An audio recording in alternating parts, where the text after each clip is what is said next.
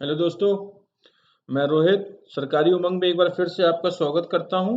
आज हम लोग अपने दिल्ली सल्तनत के पहले, दूसरे और तीसरे वंश को खत्म करने के बाद आज हम लोग पहला कौन सा, अगर आपको याद हो, गुलाम वंश स्लेव डायनेस्टी, दूसरा खिलजी और तीसरे लोधी, फोर्थ सैयद आज हम लोग को कवर करना है और फिफ्थ लोधी।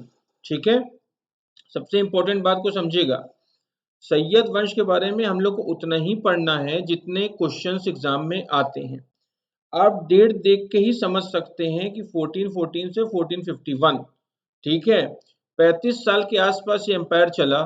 कोई बड़ा शासक नहीं था, कोई बड़ा एम्पायर चलाने वाला नहीं था। और आपको बताया था कि कोई व्यक्ति आया था तैमूर, जिसकी मदद से हमारे दिल्ली सल्तनत को, याद रख लीजिएगा, खिज्र खान ने स्थापित किया था। खिज्र खान ने स्टैब्लिश किया था। 1414 से 21 तक बस चल पाया।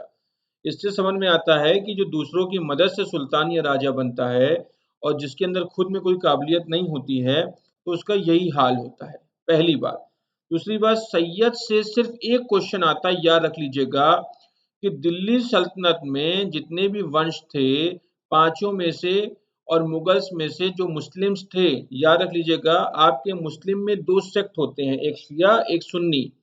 तो केवल और केवल सैयद ऐसे थे जो शिया थे, बाकी सब कौन थे दोस्तों? सुन्नी थे। ये क्वेश्चन एग्जाम में कई बार आया है। ये हम लोग को एग्जाम ओरिएंटेड पढ़ना है, हमने यहाँ पे आपका कवर करवा दिया। खिज्र खां को एक टाइटल दिया गया था, रैयत ए आला। ये आपसे अगर पूछा जाएगा तो आप बड़ी आसानी से बता सकते हैं। इसको किंगशिप कैसे मिली थी, हम लोग ने प्रीवियस लेक्चर में पढ़ लिया। एक बार फिर से आपको बता दें, तैमूर आया था, नासिरुद्दीन मोहम्मद का समय था, उसने दिल्ली में एंट्री कर ली थी। तो ये नासिरुद्दीन महमूद चला गया था और तैमूर को खिज्र खां ने पूरी मदद की थी। और बदले में या उसके रिस्पेक्ट में खिज्र खान को भारत का सुल्तान बनने में मदद मिली और ऐसे शुरुआत हुई थी सैयद डायनेस्टी की। ज्यादा दिन नहीं चल पाए तो सेकंड नंबर पे मुबारक शाह। इन्होंने भी कुछ ऐसा नहीं किया जिसके बारे में आपसे एग्जाम में पूछा जाए। हाँ, क्रम मैंने हमेशा बताया है। क्रम, नाम, समय, तारीख हमें पता होनी चाहिए, क्योंकि अगर इससे रिलेटेड क्वेश्चन आए तो हम लोग बता पाए।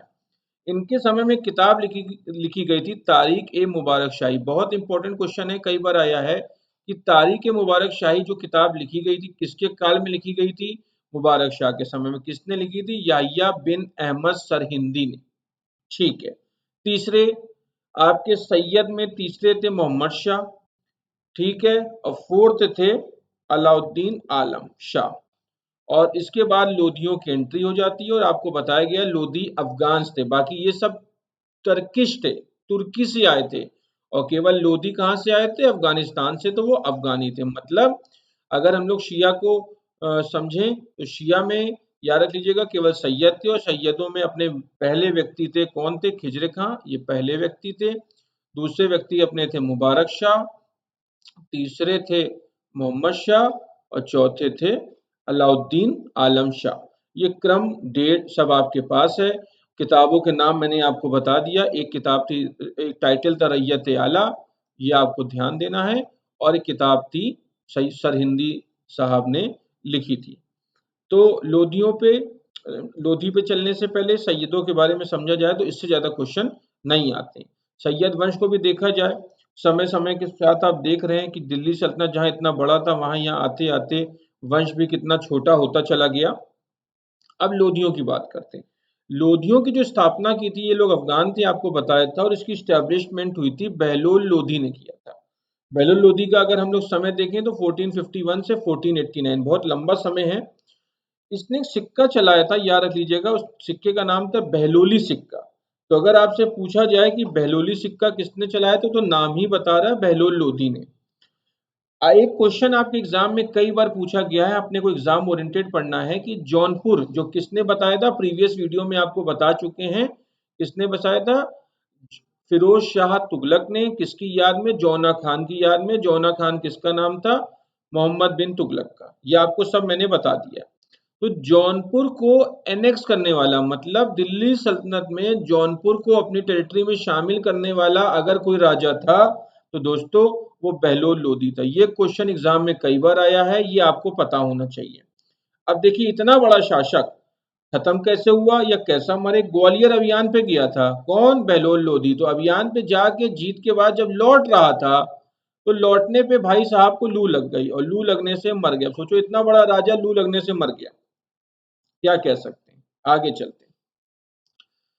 अगर आपसे क्वेश्चन पूछा जाए कि दिल्ली सल्तनत में पांचों वंश में अब तक वो कौन सा राजा था, वंश नहीं, वो कौन सा राजा था जिसने सबसे लंबे समय तक काल किया, तो याद रख लीजिएगा वो आपके कौन थे? बहलोल लोधी थे, जिसका टेन्योर यहाँ आपके सामने लिखा है। इनके मरने के बाद लू लगी तो मर गए, तो अगला शासक कौन बना? सिकंदर लोधी, 1489 से 1517। इसकी माँ हिंदू थी, ध्यान से समझ लीजिएगा। सिकंदर लोधी एक बात से बहुत दुखी रहता था कि बाप मुस्लिम थे, माँ हिंदू थी। माँ हिंदू होने से एक दिक्कत हो रही थी कि राजा तो बन गया हेरिडिटरी, क्योंकि बाप मरे तो बेटा राजा बन गया, मगर इसके समय उलेमा लोग नहीं चाह रहे थे। उलेमाओं के बारे में हमने पिछले वीडियोस में आपको पूरा समझाया है। उलेमा नहीं चाह रहे थे कि ये राजा बने, और इसने उसके बदले में उनको ये आश्वासन दिया, तसल्ली दी कि मैं ध्यान से मुस्लिम लोगों का भला करूंगा, मैं हिंदू लोगों के फेवर में बिल्कुल नहीं रहूंगा। तो इसके काल में याद रख लीजिएगा, सबसे खराब अगर पूछा जाए हिंदुओं की कंडीशन सबसे खराब किसकी थी, सॉरी किसके समय में थी, तो याद रख लीजिएगा हिंदुओं की कंडीशन सबसे खराब सिकंदर लोधी के समय में थी। क्यों? बेवजह, बस इसको अपनी गद्दी बचानी थी। और ये खुद अभी आपको बताया था, ये शिया, क्योंकि ये लोग सुन्नी थे, अभी आपको बताया था। मैंने अभी आपको क्या बताया था, इधर आइए अभी आपको क्लियर कर दें कि ये शिया थे, आपको बताए थे, बाकी लोग सुन्नी थे। तो शिया मुस्लिम जो सैयद केवल थे, तो ये सुन्नी था, तो ये शिया मुस्लिम को बहुत खिलाफ था, शिया मुस्लिमों के बहुत खिलाफ थे सिकंदर लोधी। और इन्होंने याद रख लीजिएगा, जो शियाओं में एक होता है मुहर्रम होते हैं या ताजिया निकलता है, तो ये उन सब के खिलाफ हो गया था। और इसने क्वेश्चन आता है कि मुहर्रम या ताजियों पे प्रतिबंध या बैन लगाने वाला कौन सा राजा था, तो सिकंदर लोधी था। और क्या वजह थी, मैंने आपको बता दिया, इनकी माँ हिंदू थी और ये नहीं चाह रहे थे कि मेरे ऊपर ये किसी भी तरीके का आरोप लगे कि मैं कट्टर मुस्लिम नहीं हूं। तो ये दोस्तों लोधियों का ये अफगान एम्पायर आप देख सकते हैं, सैयद से तो थोड़ा ज्यादा ही है। आगे चलते हैं। एक किताब लिखी गई थी इनके समय में, बुक फरंगे सिकंदरी, एक किताब लिखी गई थी फरंगे सिकंदरी, किसके ऊपर? आयुर्वेद के ऊपर। ये क्वेश्चन कई बार आया है। और एक किताब लिखी गई थी लज्जत सिकंदर शाही, म्यूजिक के ऊपर। ठीक है।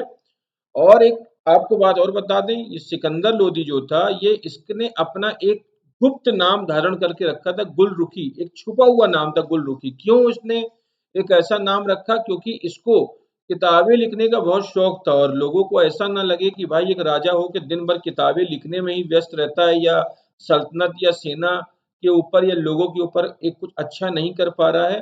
तो ये किताबें लिखता था और एक गुप्त नाम से लिखता था, गुलरुखी के नाम से, ताकि लोगों के सामने ना आ पाए कि मुझे किताबें लिखने का बहुत ज्यादा शौक है। अब दोस्तों, अगर आपसे पूछा जाए कि आगरा शहर पहली बार किसने बसाया, तो आप सिकंदर लोधी नाम रट लीजिए। कब बसाया? 1504 में। और देखो शहर आपको भी बताया था इससे पहले, मोहम्मद बिन तुगलक ने दौलताबाद बसाया था, तो आपको कहा था कि वहां पे सब कुछ लेकर गया था। तो इसने भी क्या किया, आगरा शहर को बसाया। मतलब आगरा कुछ नहीं था, सिर्फ दूर दूर तक बंजर था, ना कोई ताजमहल था, ना कोई किले थे, ना कुछ था, वो सब बाद में मुगल्स ने आके बनाया। और आगरा कुछ नहीं था दोस्तों। तो आगरा के रहने वाले लोगों को ये नाम हमेशा पता होना चाहिए, और हिंदुस्तान के लोगों को भी, कि सिकंदर लोदी ने 1504 में आगरा शहर को इस्टेब्लिश किया या बसाया। और क्यों बसाया? देखो 2 साल लगे, और 2 साल में थोड़ा मेहनत करने के बाद 1506 में इसने अपना कैपिटल, दिल्ली सल्तनत के कैपिटल जो अब तक दिल्ली था, उसको आगरा ले गया। ये क्वेश्चन सबसे ज्यादा आता है कैपिटल शिफ्ट को लेके, जो आप समझ गए। और सबसे पहले आपको बताया था पहले वीडियो में, कुतुबुद्दीन ऐबक ही ऐसा शासक था जिसका कैपिटल लाहौर में था। उसके बाद इल्तुतमिश से लेके आज तक जितने भी वीडियोस आए, जितने भी वंश आए, जितने भी शासक आए, सबका कैपिटल दिल्ली में था। और दिल्ली के बाद अगर आगरा गया तो फिर वो शुरुआत अब आपके सामने हो रही है। इसके बाद ये बहुत स्मार्ट था, बहुत हैंडसम था, ठीक है। और फिर जब ये मर गया तो इसका बेटा था इब्राहिम लोदी। इब्राहिम लोदी के समय आप डेट देखिए, आज तक आपने किसी भी राजा की डेट देखी होगी तो सिर्फ ईयर देखा होगा।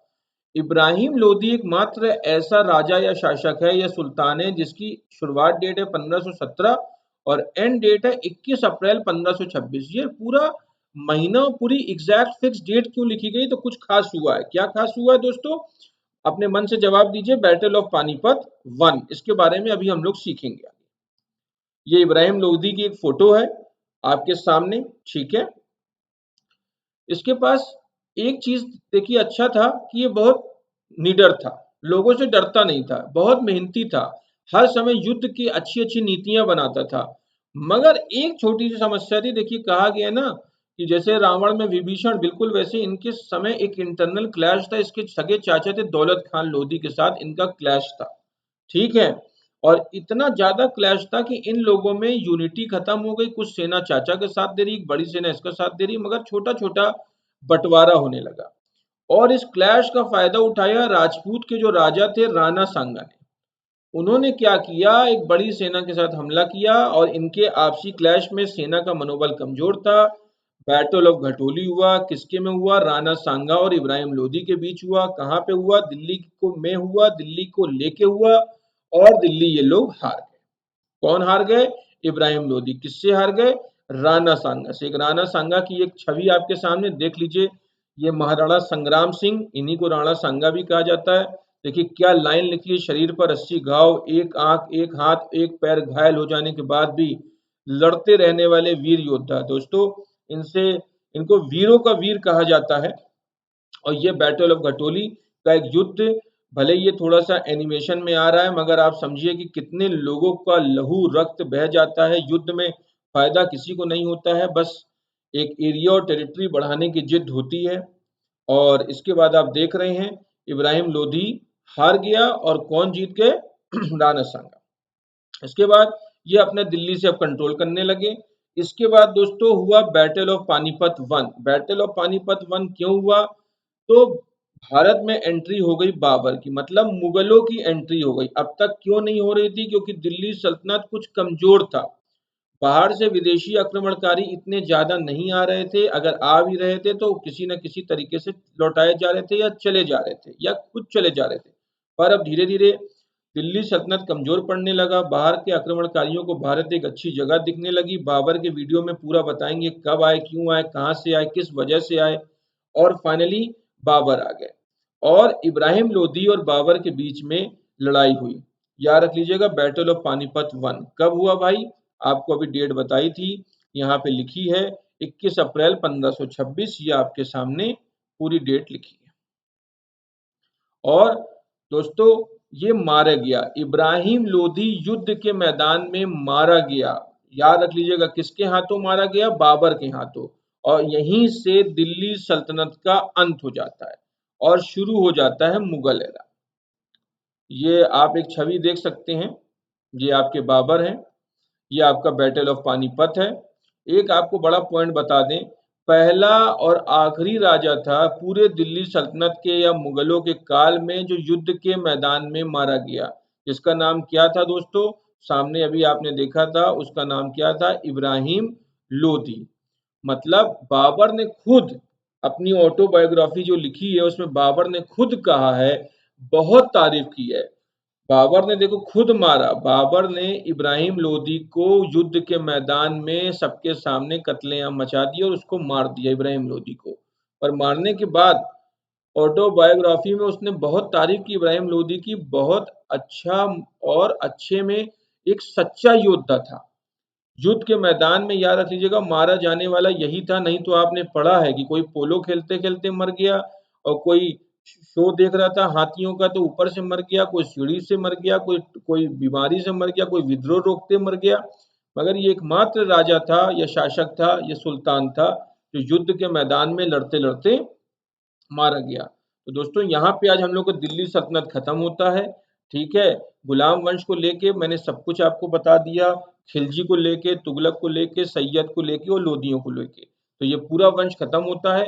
इनके लिटरेरी फैक्ट्स को लेके हम लोग अपना जो जूम क्लास में डिस्कशन करते हैं उसको करेंगे कि कहाँ कौन सी बिल्डिंग बनी, कहाँ कौन सा फोर्ट बना, कहाँ कौन सा मकबरा बना, कहाँ कौन सी मस्जिद बनी। तो दोस्तों हमारे साथ बने रहिए, हम लोग अपने अगले वीडियो में इस पे आगे डिस्कशन लेके जाएंगे। तब तक के लिए दोस्तों थैंक यू। और इन वीडियोस पे अगर आपको कोई दिक्कत हो तो इसके पीडीएफ आपको हमारे टेलीग्राम चैनल पे मिल जाएंगे। चलिए दोस्तों आज के लिए थैंक यू।